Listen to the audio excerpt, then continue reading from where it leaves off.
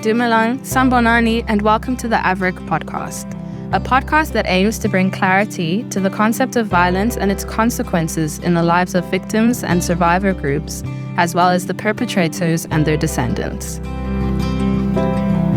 In this episode, Professor Homi Bhabha is in conversation with William Kentridge on the surrealism of Fanon. They explore themes of surrealism, fragmentation, and social dialogue while offering insights into Kentridge's unique artistic process, his collaboration with South African performers, and the universality of questions posed by his work. Tune in for a captivating discussion that sits at the intersection of history, art, and social change. William, as always, splendid to be in your company. So I'm going to, the thing about you is you deal with really difficult ideas which attract me because I try to deal with similar sorts of difficult ideas.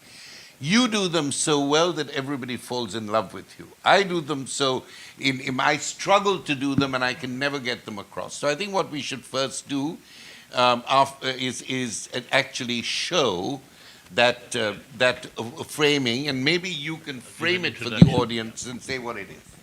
Okay, thank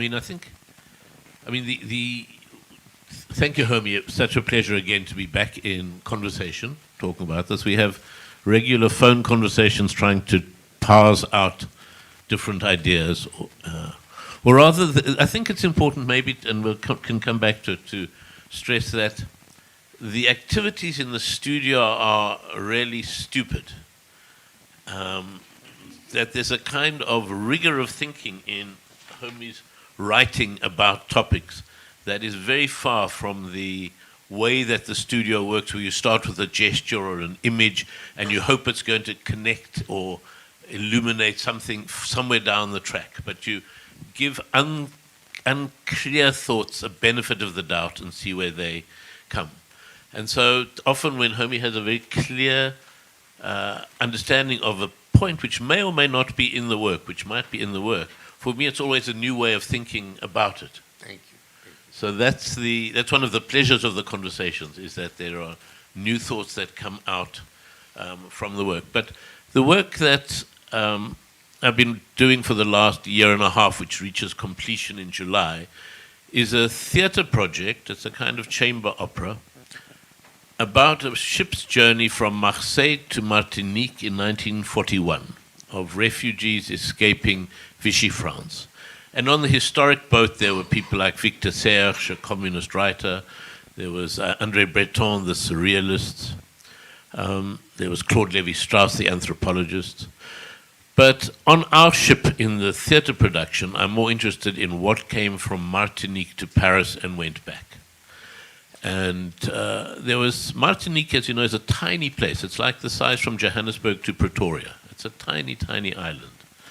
But after the war between Britain and France, France agreed to give Britain the entirety of Canada if they could keep Martinique. There was so much money being made from the sugar plantations there. And from it, remarkable poets and writers have emerged. So on this boat between Europe and Martinique, thinking about that journey, we also placed the great poet Aimé Césaire, whose poem Notebook for a Return to My Native Land is still a kind of foundational text in many ways, in people thinking about the end of colonialism. And also Suzanne Césaire, lesser known, less prominent writer, but in many ways the founder, together with the Nadal sister, of the whole negritude movement in Paris in the 1930s. And of course we also bring on, just momentarily, not central in it, but the person who did that journey from Martinique to Paris, but after the war. And that, of course, was the school, the person who'd been taught by both Aimé Césaire and Suzanne, and that's Frantz Fanon. So there's a kind of the poetic prehistory to Fanon that is in Aimé and Suzanne Césaire, and obviously things shift a lot. But what we'll start by doing is just showing the first chorus. The theatre production, or the opera, the chamber opera, has a chorus of women singers, so there should be 7 women singing here, but we'll just hear their hear their voices.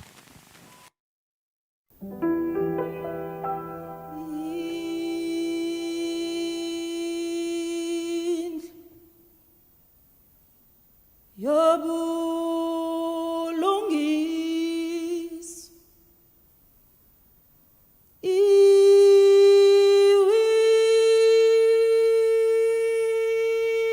iwile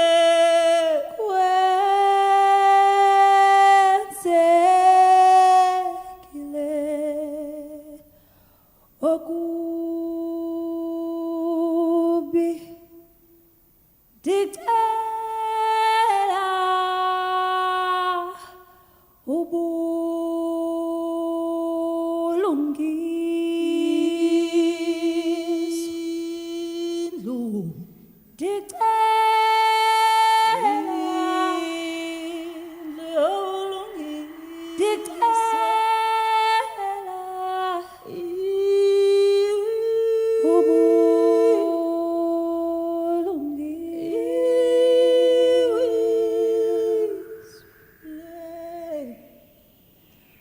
wena endingamncedanga ndinike indlebe zama ukuvisisa le ntetho elula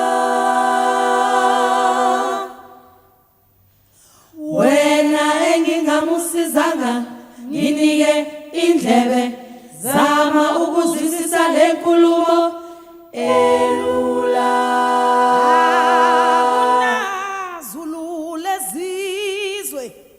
hela vigela mina angikakhuselwa tingwaba tebe kuhamba izifika namthwalo azikaze zangisiza angikakhuselwa tingwaba tebe kuhamba dibusa lomondlalo dibusa nesihlalo kungoba kutheni na ingani le nkathi le inobunxokololo idlula ezinye kungani le nkari le ibile idlula tingwane kungani le nkathi le inobunxokololo idlula ezinye kungani le nkari le ibile idlula tingwane wena engingamusizanga nginike indlebe zama ukuzwisisa le nkulumo elula iphalasa lemntu wonke iphalasa lemntu wonke iphalasa lemntu wonke jikelele jikelele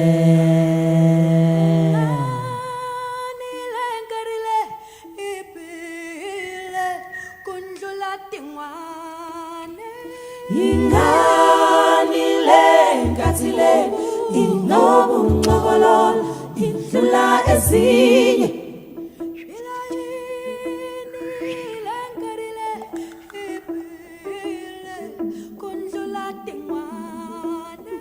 kungani le nkari le ibile kudlula tingwane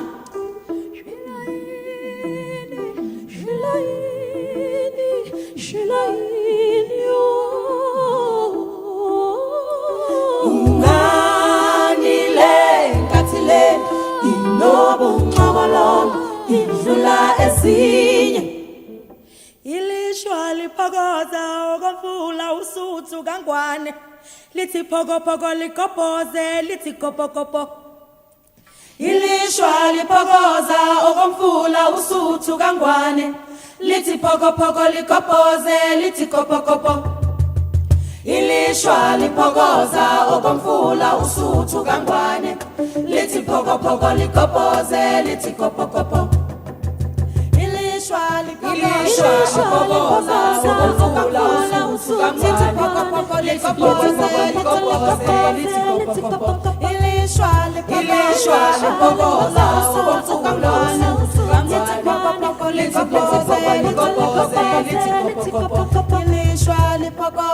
Okomfula usuthu kangwane lithi phoko phoko likopoze lithi kopo kopo ilishwa liphokoza okomfula usuthu kangwane lithi phoko phoko likopoze lithi kopo kopo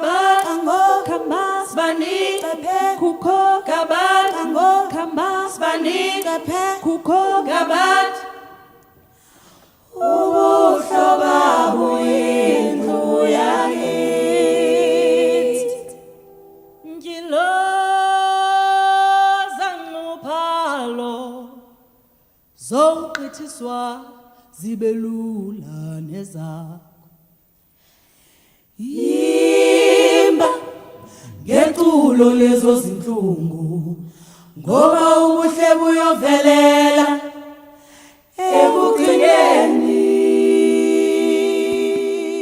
What a work of genius.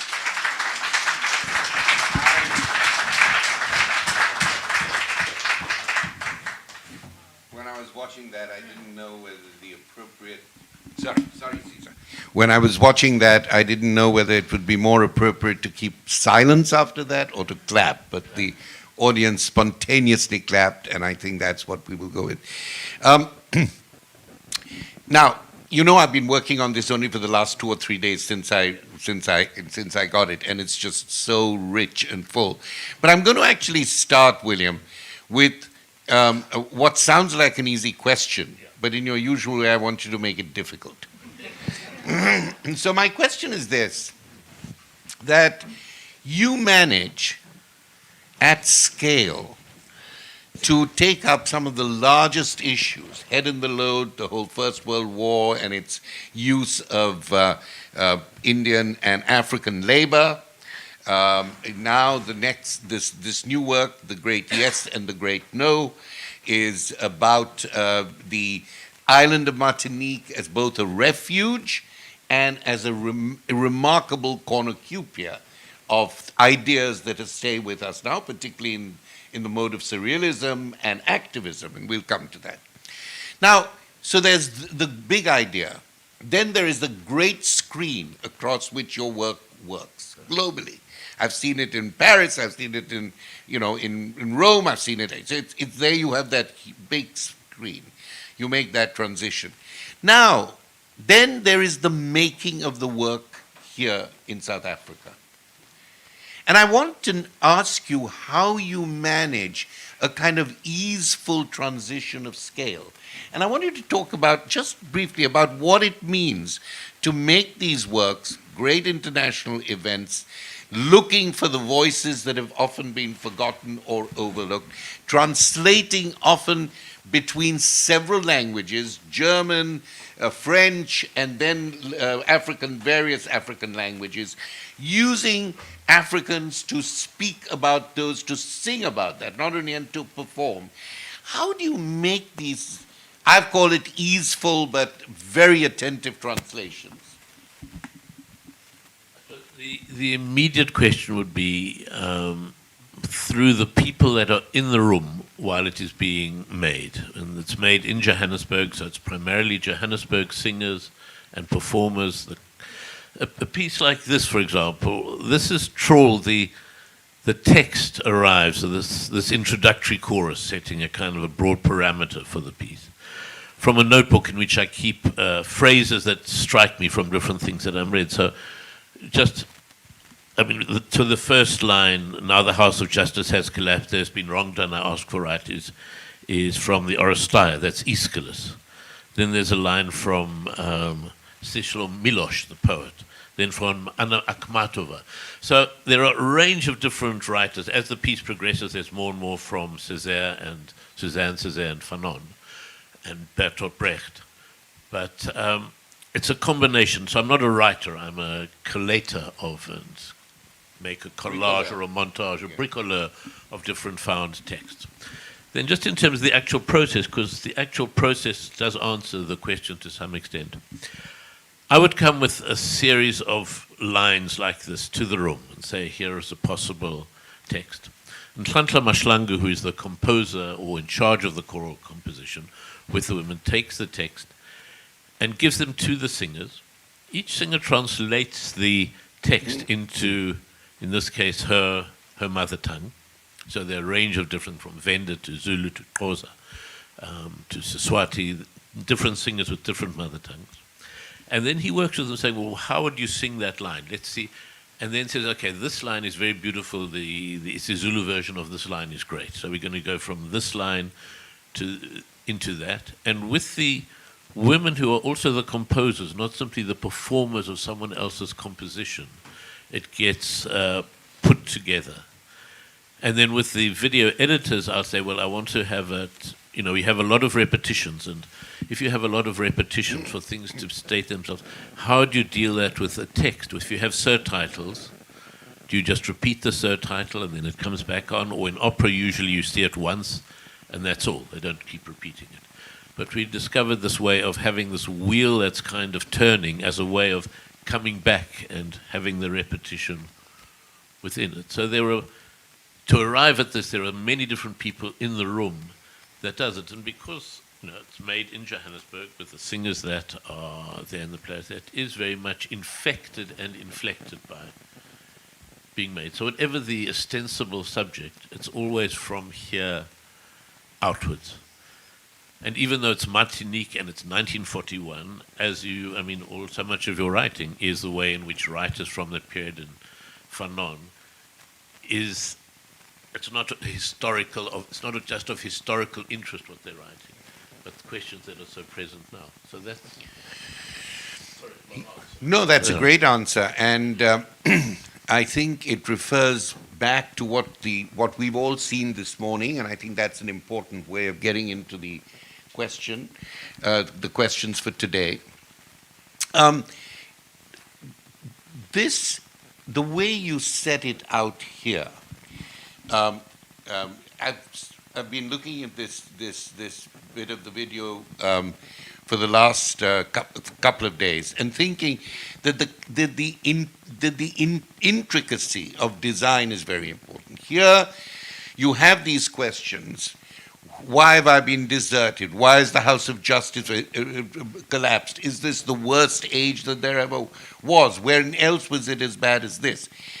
But you have them, these questions splayed against these revolving discs, as I might put it. Partly, it has this wonderful effect because it's partly like the instruments that navigators on ships use to navigate. So that struck me initially. Sextants, or whatever you call them. But it's also about the roulette game of the world itself. The roulette game and who, yes. No, so in terms of the roulette game, the way the different circles arrived is from one of the familiar images of surrealism, which is like roulette, of chance playing its part in how. And one of the surrealist games is that game which in English is translated incorrectly as the exquisite corpse, the exquisite body.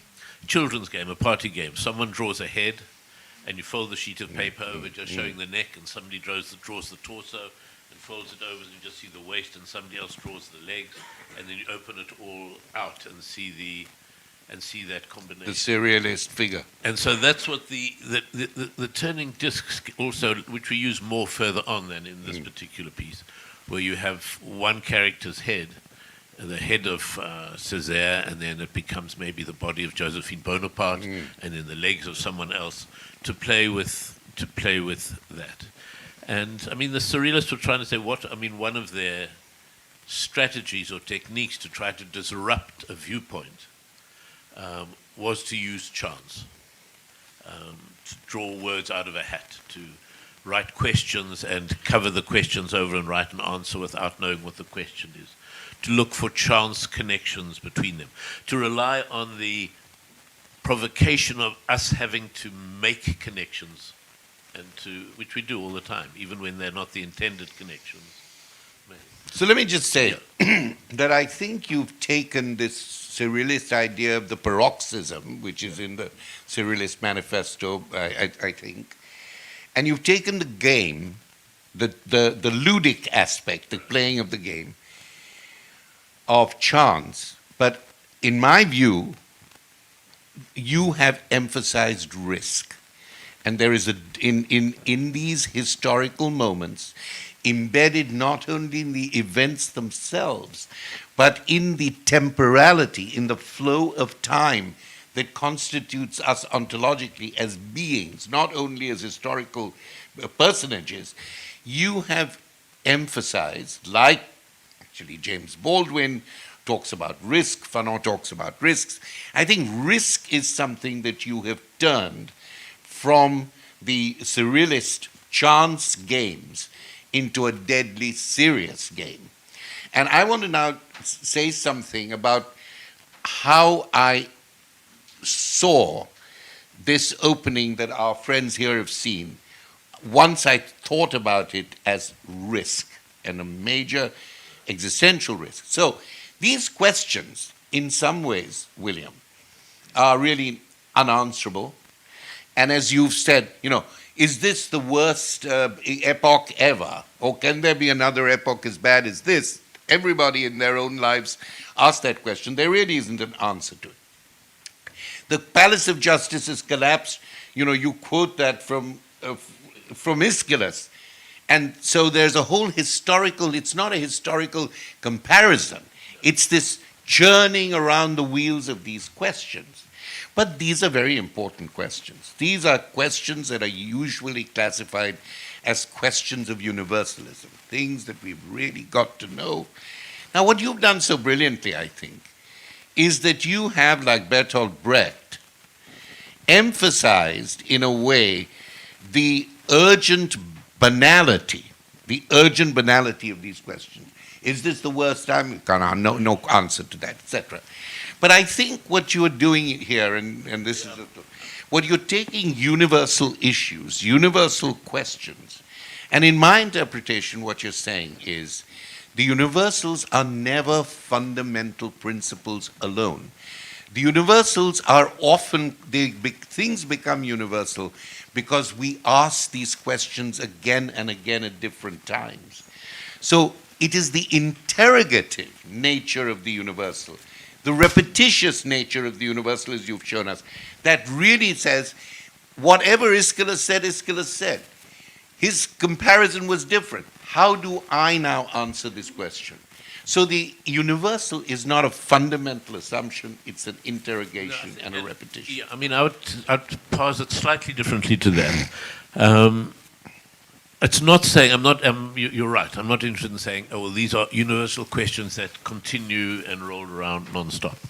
But I'm astonished that lines from particular times feel so apt to the local, to the immediate. So lines that Bertolt Brecht's writing in the 1930s, wherever you are going, of course, where you are going, there it will be worse. And wherever you're coming from, there it was better.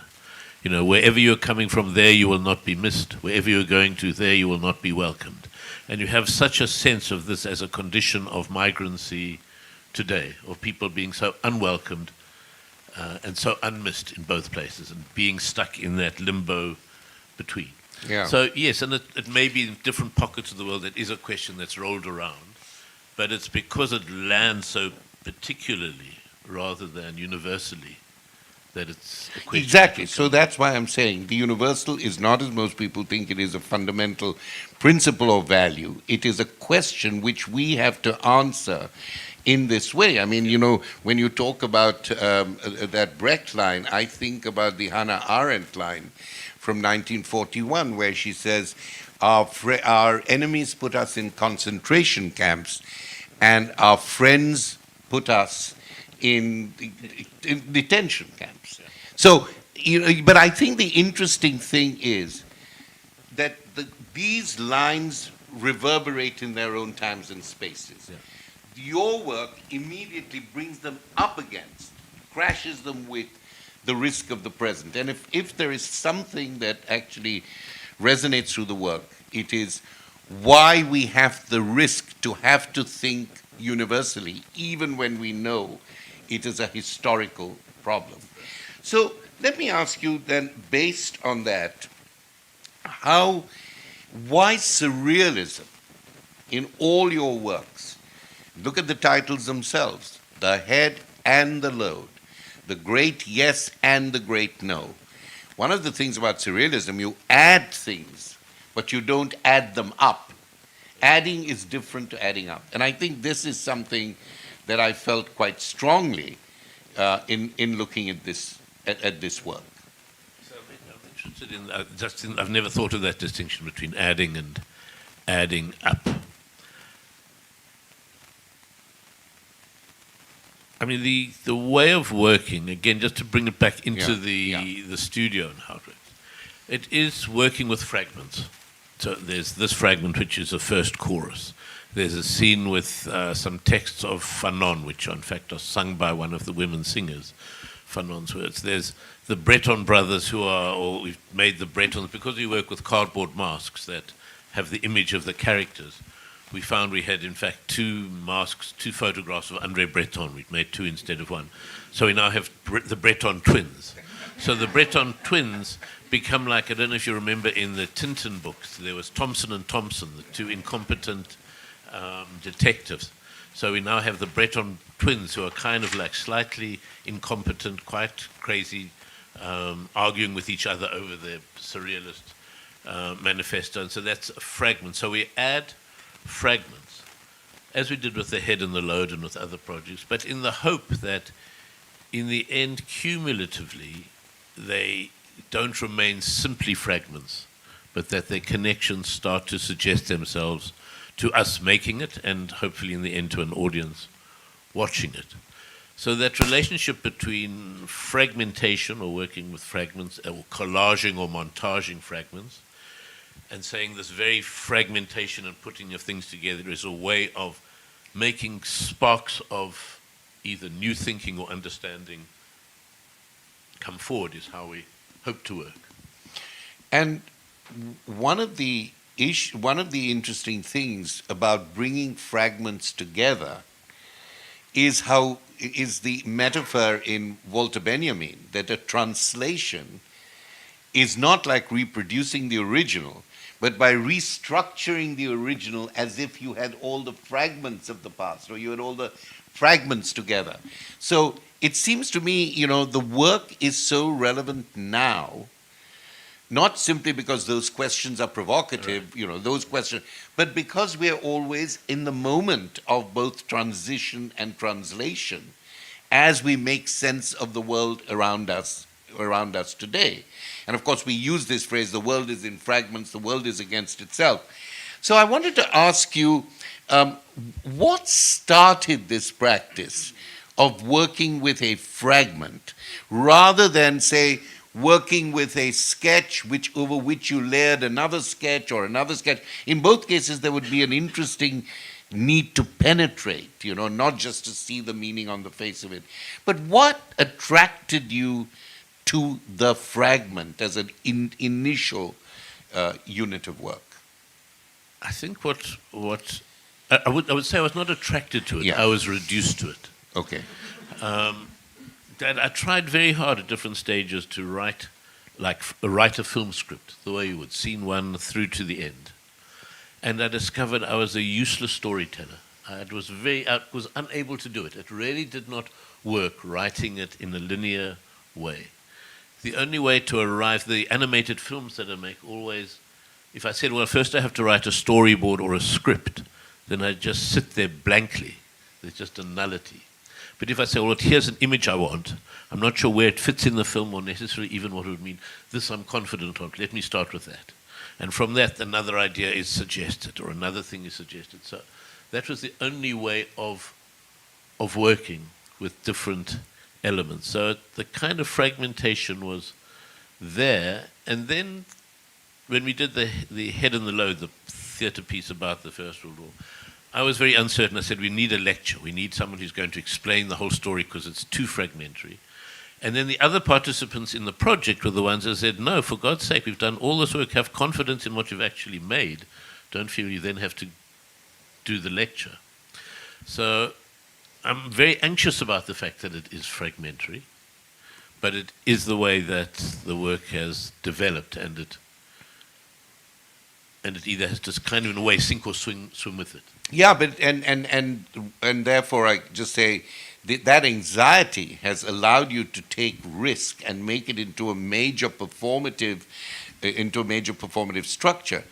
The themes you choose, the great yes and the great no, are taken, as you said, from the encyclopedia of human history and human life, and yet they have a very resonant presence in our time. And you do this without trying to make things contemporary. There's no pastiche of the present in your work. What is it that you think in the moment of making that work? I want to put it very specifically. What is it about the connection between the refugee or migrant condition and then there are the double migration here, some people going back home and some people coming from home to the metropolis. How do you think, in your mind, that reflects not only on the experience of migration and refugees today, but on the whole cultural scene that gets built up around migration and refugees? That's, after all, what you've shown most strongly about the whole cultural world, the cultural reimagining of this from Aeschylus to yesterday. I'm very interested in that.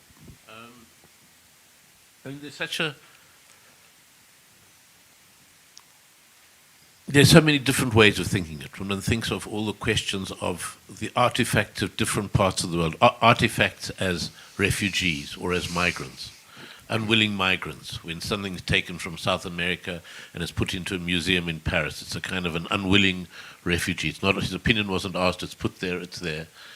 And on the one hand, in Europe, they hang on to that desperately, as opposed to when a human comes, there's a great reluctance to welcome it the same way the sculpture has been welcomed.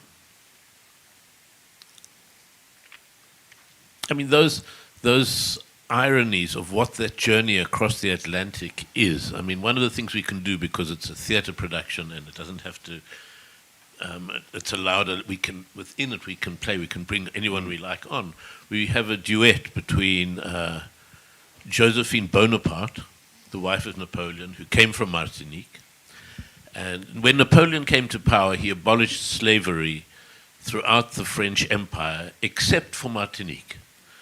The economy of it was too dependent, so it was not done. So we have Josephine Bonaparte as a kind of a memory of that transatlantic journey. But we also have Josephine Baker. And because there's an important connection, not that we play it except in her presence, as a marker for it, between people from the Harlem Renaissance coming to Paris and being very influential with people like the Nadal sisters and the Césaires as a different way. Here are people who are not stuck to being French. And the whole question of Césaire and later on Fanon, what was it to be a black Frenchman, where you could never quite be the Frenchman or would never be accepted by the French as it, but that was also how you had constituted yourself through your education, through your desires, through many things like that. So it doesn't really answer that question directly, but those sort of, so to have contemporary migration across the, between Africa and Europe, ones from the 1940s of people migrating, where it's not only Africans that are fleeing and trying to find somewhere else, and the historic transatlantic journey are there. And just what you just said answers, or at least goes towards answering a question that I put to you on the phone, and one that I hope we can develop, in the book, which is, why did French anti-colonialists choose the language of surrealism to articulate an imagination of freedom, whereas Anglo-centric anti-colonialists, of which I think a lot of the Indian anti-colonialists were brought up in a much more Anglo-centric tradition, would never have thought of thinking about progress of the future surrealistically. Nehru thought about it very much in terms generated by 1930s socialists, Fabian socialists, etc. A much more continuous linear notion of what progress would be compared to the surrealist notion of what a future would be. And I think that has a very important past and a very important present. The past is French colonialism was shitty, but the idea of French colonialism was, you are part of our département, whether it's in Martinique or in East Africa or West. You come to us naked, leave your culture aside, stand under the French flag of the French Republic, you become a citizen. But don't bring your cultural baggage with you. And for British colonialism it was, try and somehow stand between your culture and our culture. Because if you're a bit anglicized, we know how to understand you, but to be anglicized is never to be British. The more you imitate us, the less you will be like us, but we will be able to somehow negotiate and talk. And I think there are two very, very different visions here. I mean, there are. I mean, when Breton went and André Masson, the two French surrealists, went to the Caribbean, to Martinique, for them it kind of, my God, this is surrealism all the time in terms of the writing of Aimé Césaire, the kind of metaphors and imagery, the mixture of Europe and the lushness of the foliage from Martinique. That became a different way. For me, it was the shift in terms of the projects I've done between a kind of Soviet constructivist way of imagery and thinking about the world, and the latitude that surrealism had, saying we need to find a different vantage point. And so the surrealism, and it's interesting to think of surrealism and as kind of anti-fascist elements. There was a famous manifesto for a revolutionary art, which was written by Diego Rivera and André Breton at that time, but which in fact had been written largely by Trotsky. But he said, let's keep our name off it if we want people to read it. But when you read it, it's pure, there's a lot of Trotsky in that. But there was a sense of saying, I suppose it's the irony of it, surrealism was a very French undertaking, growing in France, but it became a very strong anti-colonial representation as well. Yeah, and one of the issues was that at some point the surrealists said, now, after May 68, which I thought was a rather surrealist moment, but I was surprised to read that they said, after 68, surrealism is dead in a way. We've got, this is not the kind of, it's not the kind of revolutionary celebration of difference, of shock, of risk that we thought it was. But from this comes another larger question, I think, which is what, Fanon once said, you can never understand what it is to have a nation to be a post-colonial nationalist, please, not in the sense of these crazy ethno-nationalist autarchs that we have now, not these authoritarian so-called nationalists who beat up minorities of many colors and many creeds. This is not. Fanon wanted a regional kind of nationalism that was which was disseminated in a way through Africa, and there was a joint thing, a joint sense of the nation. But he said you can't have a sense of the nation if you don't have a sense of internationalism, and this work is, I think, poised just there. That what you have on your ship of fools, as you call it, or ship of prophets, or ship of poets and painters, are people who borrowed and translated vocabularies from many cultures, many places, and many peoples. Now, I think for our time, and for the moment of migrants and refugees now, despite the political injustices, there is a lesson to be learned about a certain kind of hybridized or vernacular cosmopolitanism, which I think this work brings out very clear. I've written about this, and so obviously I have a kindred spirit. This is not simply multiculturalism. You know, the idea very often of multiculturalism, that there are a lot of cultures who can live side by side with one another, so long as we have enough resources and space. But we're never going to have resources and space enough. So this is a kind of much more translational, intersected sense of a cosmopolitan cosmopolitan global movement. And that interests me very much, because I think this work really brings that possibility to life.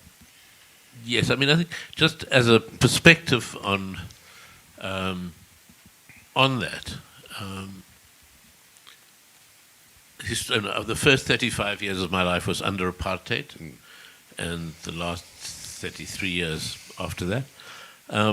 But I think and many people I think, were so formed by the sense of apartheid was about this crazy politics of identity. White people have to be together, black people, Zulus must be separated from Xhosas, all of that. And the experience of living was a mixture of so many different places and people and different thoughts, and the demand that, no, classical music shouldn't only be for white people, jazz shouldn't only be for black people. So there was a political imperative in that era and in that struggle, which for me still remains in the sense of saying, yes, one can work in South Africa with South African singers, and if the text happens to be a Greek tragedy, or if it's set in some other situation, that is part of the mixture that one has to celebrate rather than. And as you say, it's not saying, yes, let this culture live next to that culture. It's saying that sense of purity is both A, false, and B, damaging, and C, not a thing to try to aim towards.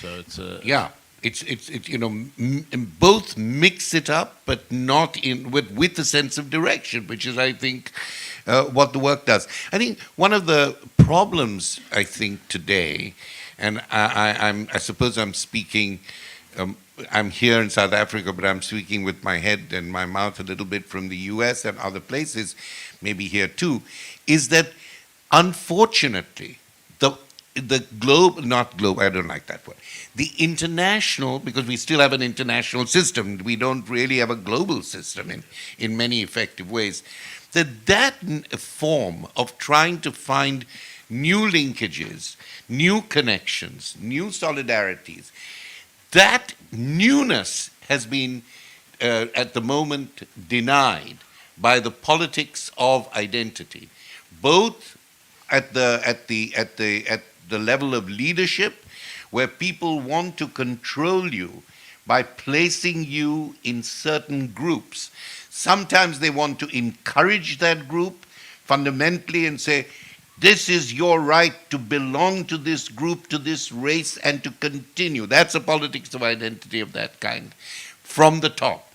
But also, because it has become so harsh from the top, from the bottom, there is a kind of virus also happening, which is we've got to protect ourselves. It comes from different motives. But to protect yourself around the identity in that way really feeds into the larger problem. So I wanted to ask you, could you find that Josephine Baker thing? Is it possible to find that? I think it's a fragment in one piece. I don't think without a big mess for all of us. Okay, then don't make a mess.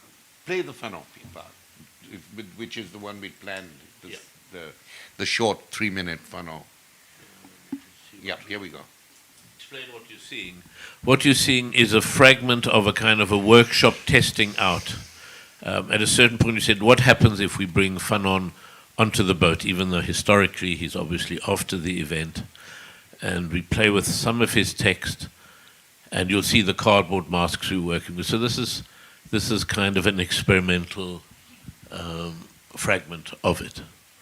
Any other characters you want Well, you'll recognize the others. I think he's the only one with the mask, and then you'll recognize the other person standing up.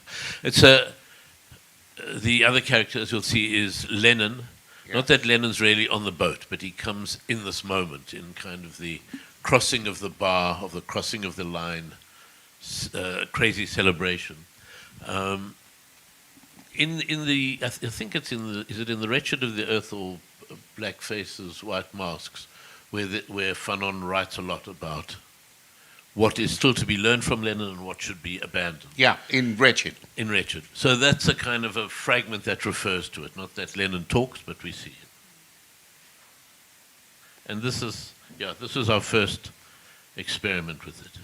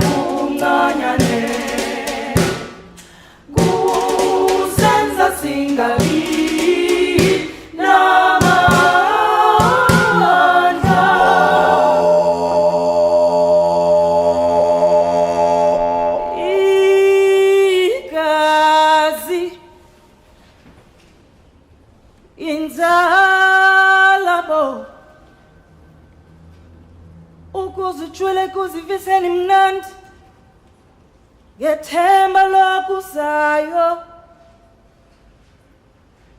ukuncenceza kwelizwe kukhanywe kuphoswe ndlebe wasiphulwa incambu zajikwa zajongiswa kum ndakakazwa ngazo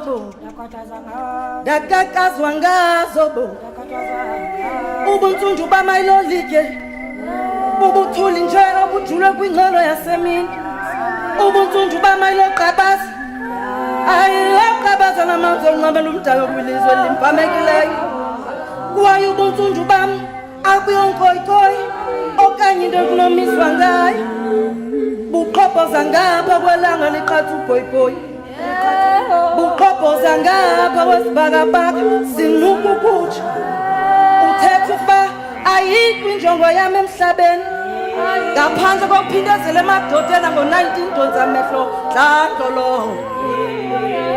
andilobanjwa le mbali andilobanjwa le mbali inkululeko yami ndenziwe kwalapha kum udlebe ezikhanyilanga ndimbeke emehlweni ndimkrwaqule kakubi ndimxelele eziqhitsini ndiqhela ndiyindawo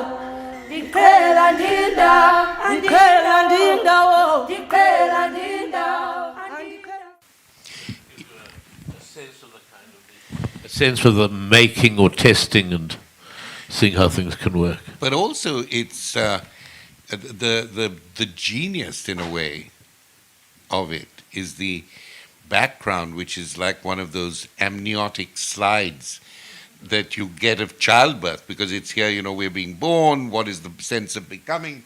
You know, it's almost like seeing the fetus of a kind of emergent history, which is exactly what Fanon here is saying. You know, I wait, I'm belated, I'm pushed out, but how shall I return? How shall I rebuild myself?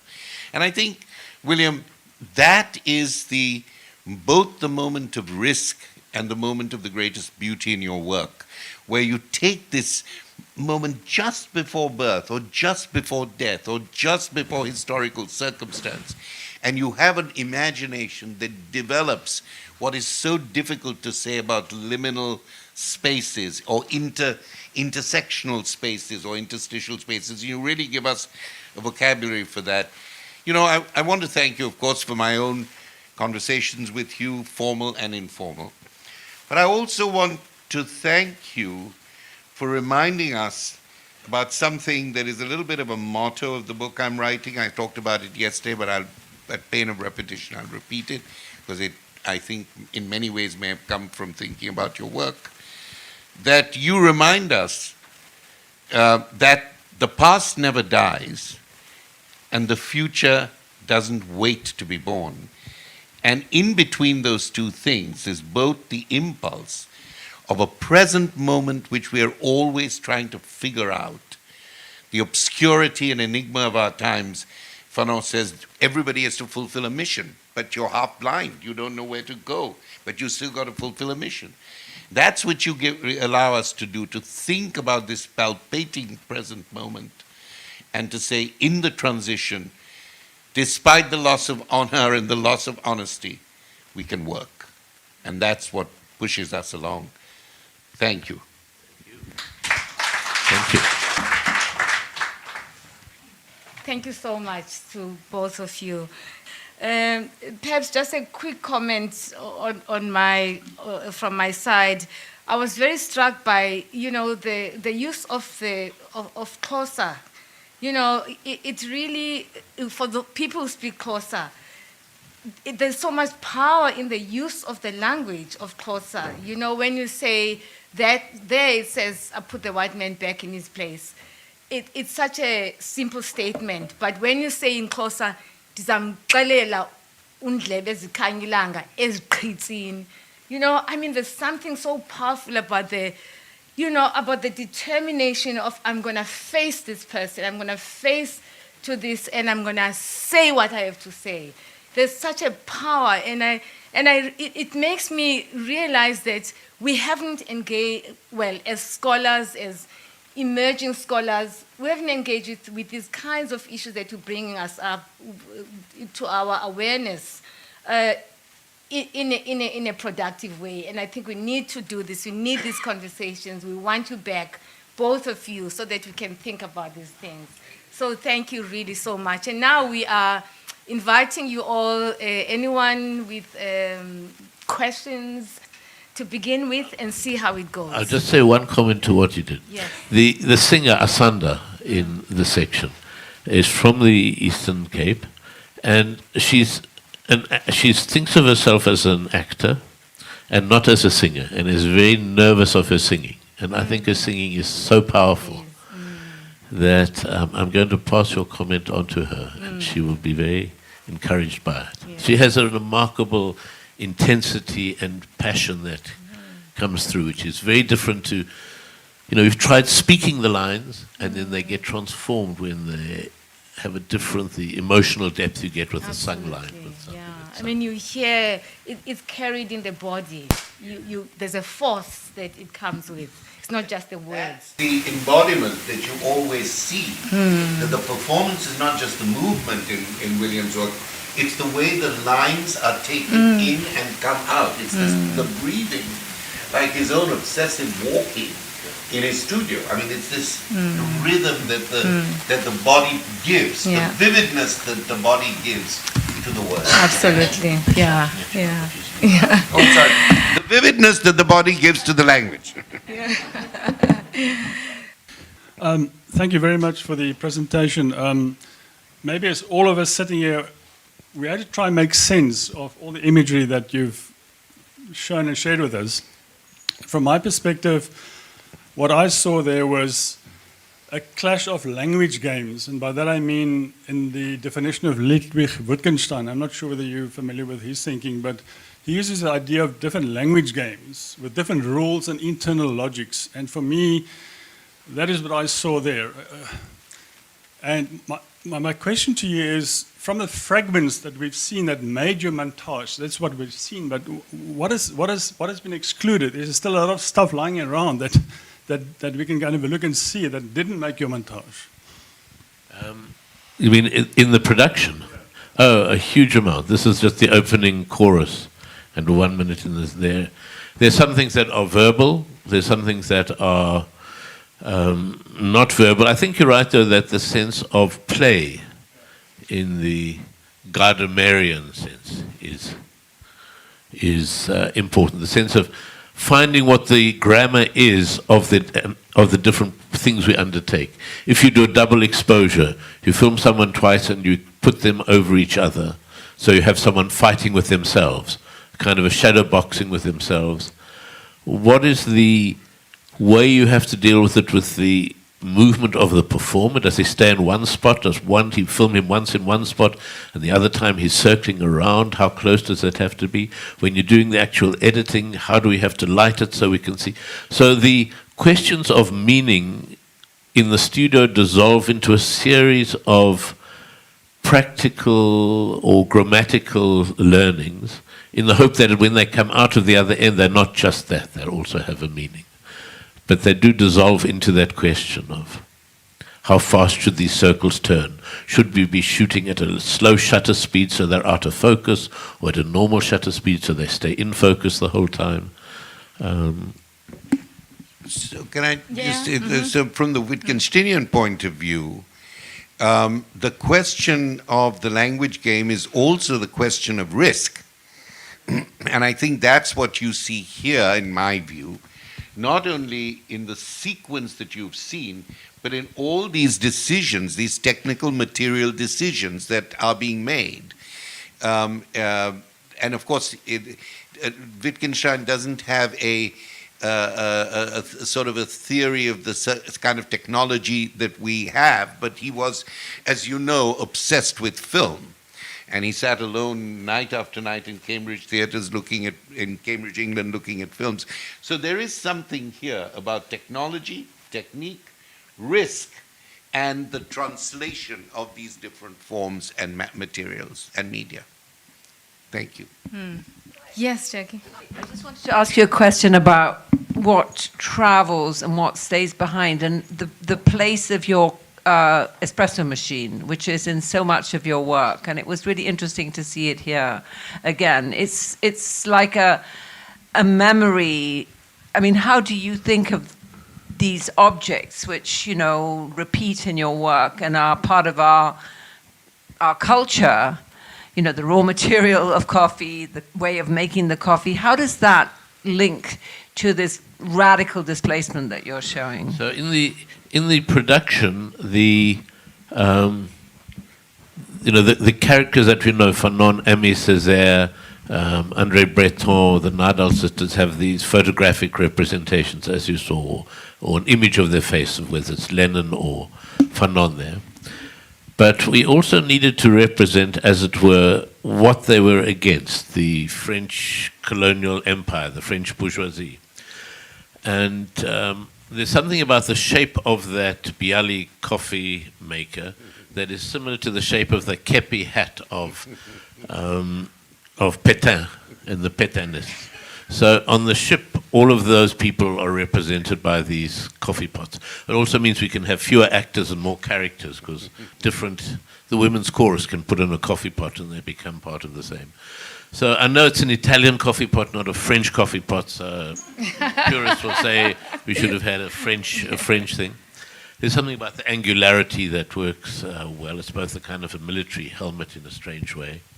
But I wasn't specifically, I mean, the association that comes with coffee is of this huge trade in it from South America to Europe through Trieste to Vienna and to all of those routes. But until you mentioned that now, that's not a thought that had passed through my head at all once while making the coffee pots. But I'm sure in the unconscious, all of those things sit with an image of what coffee is. Yeah, but you've also done a work called The Artist is the Coffee Pot. Yeah. That's just because I've drawn so many of them. If you have to think that in the end you become what you draw, there's a kind of transmigration of atoms. Can I just add to that something to do with the form and technique here? That when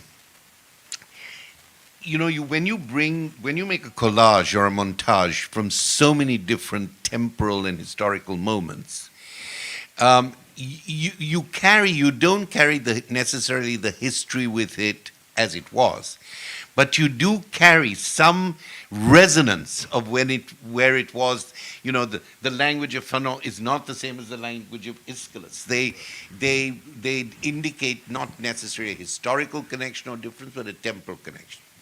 Now, bringing these things in, gives them each time a new memory, as if the past was really, the memory of the past is in the present and could be in the future. So there is this way of what I have recently, I participated and did a show.